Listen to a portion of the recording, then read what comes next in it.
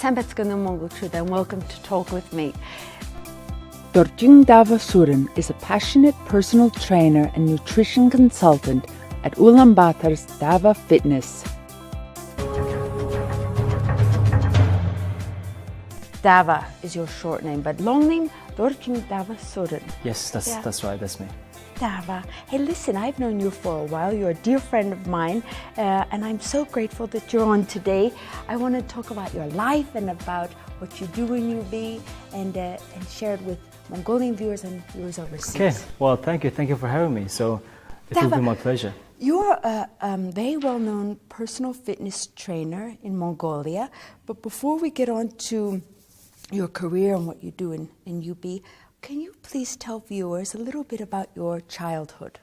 My childhood? Well, yes. I was born in the UB, and mostly I spent most of my childhood times with my grandparents in the countryside, Bolon province. Bolon province until the age of 14. Yes. Going back and forth? Going back and forth during this summer 3 months. Then when it gets a bit colder, come back to UB and stay with my parents. And during those 3 months, I stayed with my grandparents, riding horse, herding animals. So yeah, it's typical traditional Mongolian boy growing up. Dava, at the age of 17, though, you go to the United Kingdom where you study business and finance. Tell me a little bit about your time in the United Kingdom. I went to UK when I finished my high school in the UB, and first couple of years I improved my English skill. Then I studied for banking and finance for my undergraduate, which I quite enjoyed it. But life turns out in unexpected ways, and exactly. I found my true passion, which is helping people to become fit, more healthy, and happier. Dava, did you stumble upon this new passion accidentally?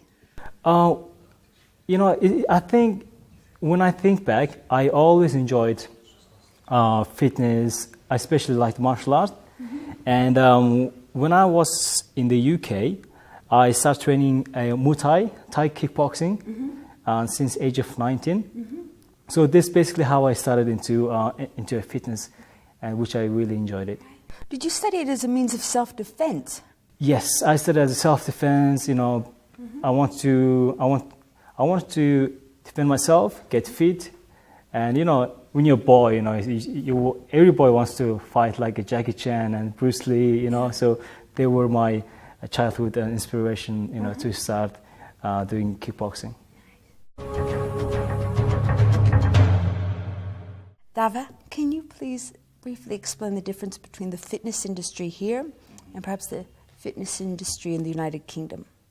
Yeah. You're from London. You lived in London. I lived in London. Yes, I lived in London. That's a really great question. Fitness industry is really developed, especially in America, in Western Europe. In England, fitness has become part of people's life. They run in the morning. Most of the population do go to gym. They enjoy the benefit of working out, eating healthy. So I would say that fitness industry is on top of its game in the UK. And compared to fitness industry in Mongolia, the fitness industry is a very new industry. It started probably about 5 years ago, becoming mainstream, but in the recent few years, it's growing really fast and rapid. The main difference is that obviously the equipment and the staff. Obviously in the UK, there are many skilled and well-known fitness trainers, diet consultants. So there are a lot of them. In Mongolia, we have good athletes, but in terms of fitness trainers, they still a long way to go. Right. It seems like every few months, a new gym pops up, an advertisement for a personal trainer. How would you say you're different from other personal trainers? Obviously, I mean, you've studied this, it's your passion, but if people want to know a little bit about you and your career, how are you different from the others? There seem to be so many. Well, I studied personal training back in the UK, and obviously I'm certified personal trainer. Right. And lucky enough, I had a really good instructor who mentored me, along the way. Well, based on my experience, me compared to all the trainers the trainers. Basically, what I do is that, for example, let's say that if someone comes to me for asking for help to get fit and strong, so I take them from, I speak with them, I talk about what they really want to achieve, find out about their goals, then I design a specific program based on the goal, based on the experience, based on the preferred exercise. And also, I do give comprehensive advice on the nutrition. Why do people come to you? Well, that's another great question. I love that question. Nowadays, information is everywhere. We are overloaded in information. So if you want to find out specific exercise for abs or losing fat, you can find it free on internet, on YouTube. It's a great resource. Yeah. But information. There are so much information, but it's all about, having the specific program, specific intensity that is suitable for the individual. Right. So let's say that if you want to lose weight, and you might do some internet research, you might find the answer that you need. But most people, they don't have determination, motivation, to keep carry on with the exercise. Right. So it's just like smoking and alcohol problem. I mean, people, there are many people who smoke, but and they want to give up, but they cannot give up by themselves, And just like fitness industry, somebody wants to lose weight and get fit. I think most people they try on their own, but I think they really need someone to kick their ass. If you really look into a gym, only about 10 to 15% of gym members are a fit gym population. That's good to hear. Yes, okay. Only 10 to 15% at those fit ones who put their selfie and they on the show internet. off. I mean, I walk in, I think, nah, I'm leaving now. Why do people do gym selfies? Well, gym selfie is, based on what this. It's only my opinion, though. On the social media, there's a trend. It's a trend. It's a trend. I wish it would stop. So, well, I think it's quite a good trend. But like back a few years ago, if my memory is correct, people they loved taking picture of themselves in the club, in the nightclub, having a great time, big bottle of champagne. So I think that era has finished. Yep. The new era of selfie is starting with healthy lifestyle. Going to gym. Hey, look at how many colors I burned. Look at my booty. So it is. I think it's a good awareness. People get to see that. Hey, my friend's going to gym. So why shouldn't I? So it's creating awareness that it's a good lifestyle and good habit to develop. So I see it as a good thing. Okay. Yeah. Hey, Dava, one of the reasons I'm having you on today is I like to talk to Mongolians from many walks of life who speak English and who can entertain people. Do you find that speaking English has been an advantage for you in UB in terms of getting foreign clientele? Mm-hmm. Absolutely. I would say about 40% of my clients, they are expats who live and work in UB. Right. So I do have a slight advantage, that I speak English. Yeah. Dava, I just want to ask you also, you lived in the United Kingdom for 11 years. Coming back to UB, you're a repat.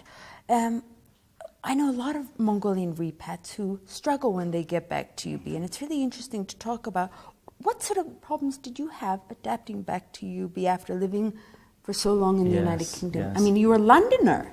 I find it quite, how people communicate is different.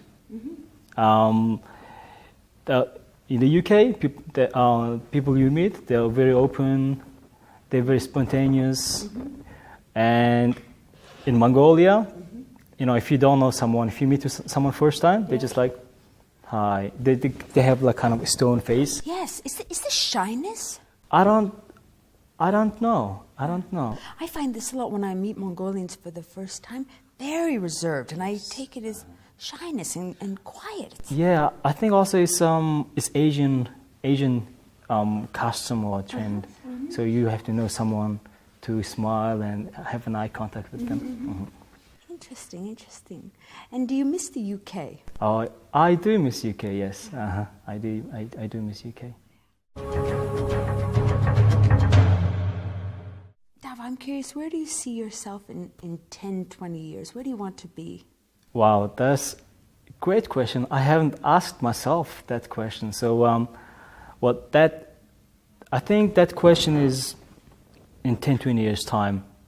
So I think the answer would be quite related to my passion and purpose in life. I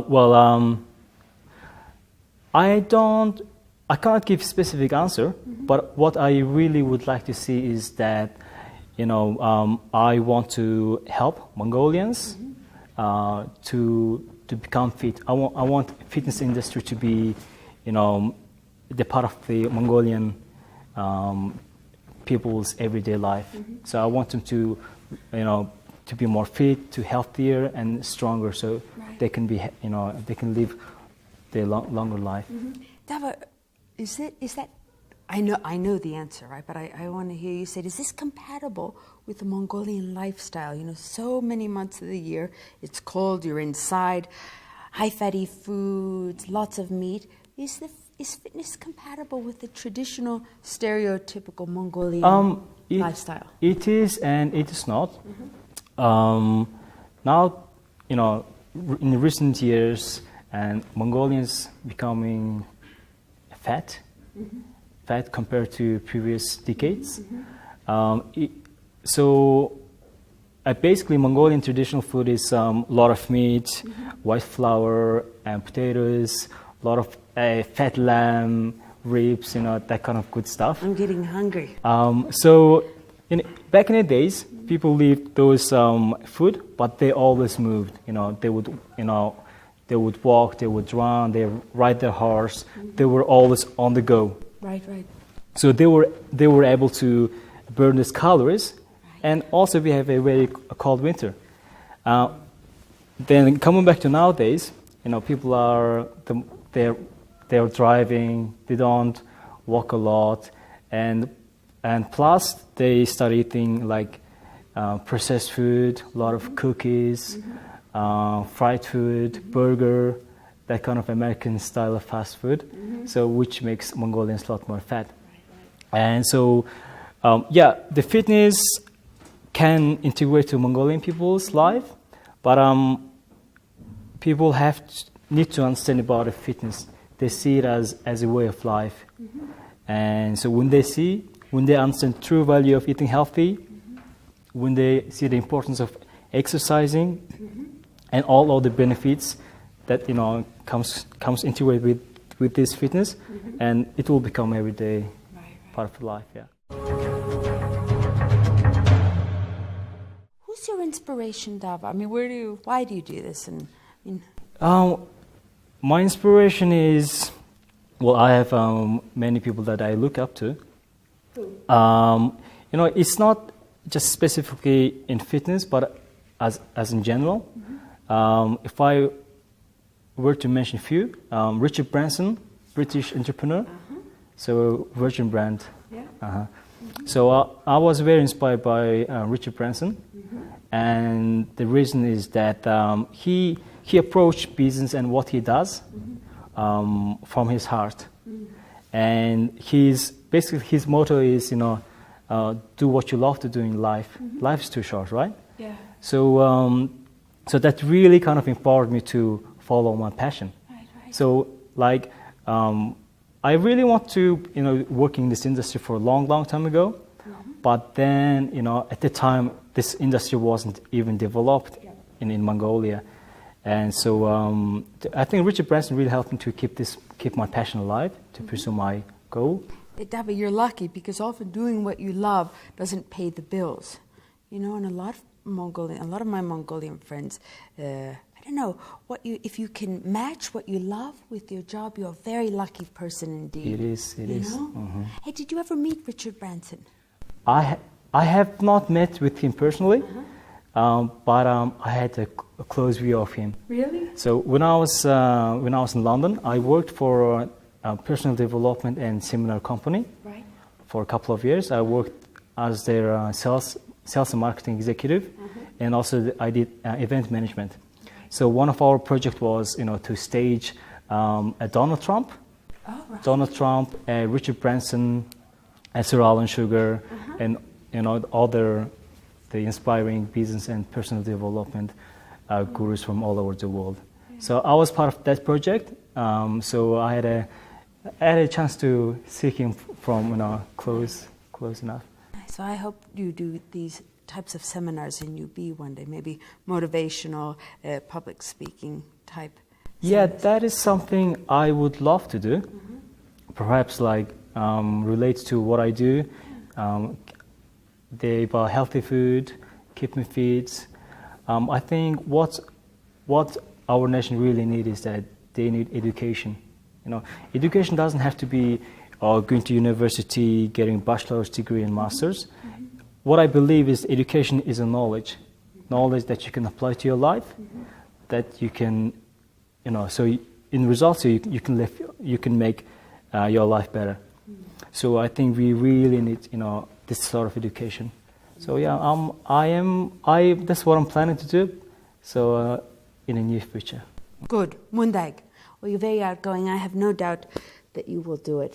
What is the message you want to leave with foreigners living in UB and Mongolians in Mongolia? What do you want to say to them? What's the main message you want to get out there about fitness? Okay. Well, what I would like to say is that a balanced lifestyle, balanced and healthy lifestyle. The most of people who live in UB, they're very busy individuals, hardworking, dedicated professionals, and sometimes they kind of neglect their health and their well-being. So I invite them to take a look at themselves, ask themselves question. Hey, when they see themselves in the mirror, am I happy with what I see? And am I happy enough to do a selfie? Well, yeah, exactly, yeah. So if the answer is no, you might want to ask yourself, the audience,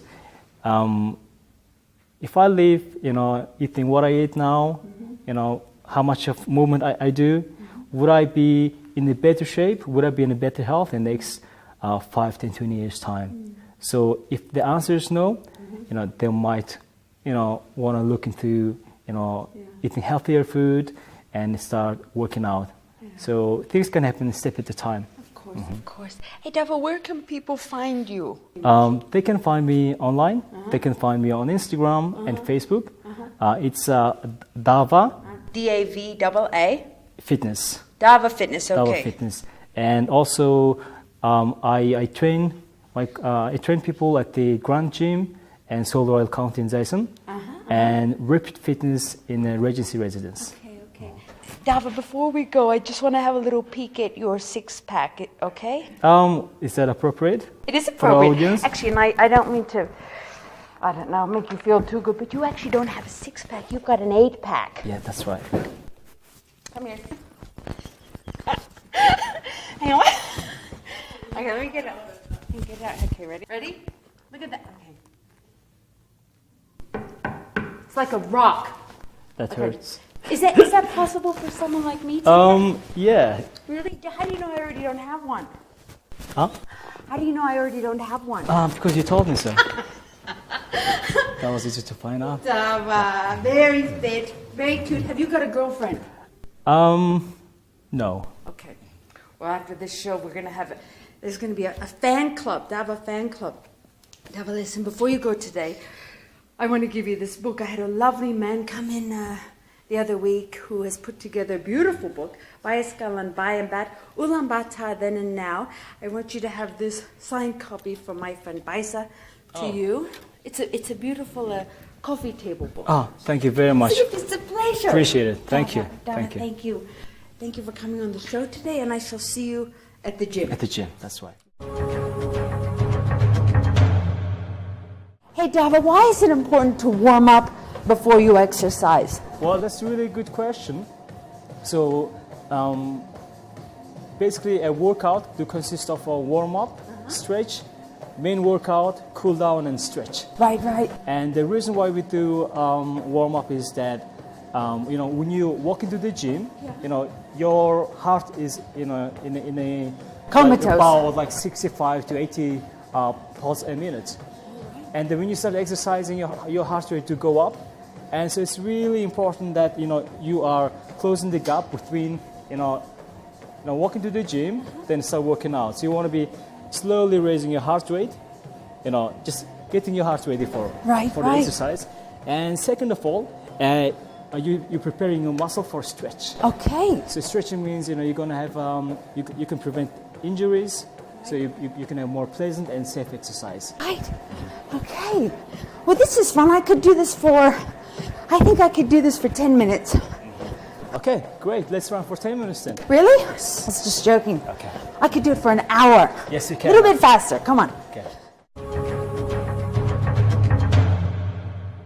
Dava, how did you get started with kickboxing? Well, I started when I was 19, when I was a student back in England. Right, right. So I've done kickboxing for 3.5 years, and I've done some amateur competition. Wow. Yeah, so this is my favorite sport. Awesome. I love it. Have you ever had to defend yourself? Have you ever kicked someone's ass? I had a couple of occasions I had to defend myself. Really? You're going to have to defend yourself against me right now. Ah, yes, yes, absolutely. Okay. Now listen, so the reason why many people do kickboxing is that, number one, it burns a lot of calories. Second of all, you learn how to defend yourself. Yep. Especially for a woman, it's very handy. Yes. And another reason people love kickboxing is it's a good stress buster. Oh, good. You can think of your bad boss and just imagine hitting him. Right, right. Yes. My worst enemy, boom, boom. Also, Dav, it's so much fun. It's something you want to do after watching a Rocky movie. Absolutely. Okay, so how do I do it? All right. The first stance is very important. Are you left-handed or right-handed? Right-handed. Right-handed. So if you're right-handed, your left leg is going to be in the front. And you're going to be on your knees, slightly bent. Good. Your hands are next to your chin. To protect myself. Yes, that's right. So I'm going to show you the basic punch. Okay. So your elbow is going to be close to your body. Your fist close to your chin. Straight, and you're going to twist your arm. Okay, let's go. One. The other one. Okay, let's go. Good. Right. Good. Left, right. Good job. Again. Good. Left, right. Hook. Oh, good job. Good. Okay, again. Good. Now you're gonna do 1, 2, 3, 4. Okay. That's all, viewers, today on Talk With Me. Thank you for joining us, and I hope to see you next week. But for now, bye, stay in that old. See.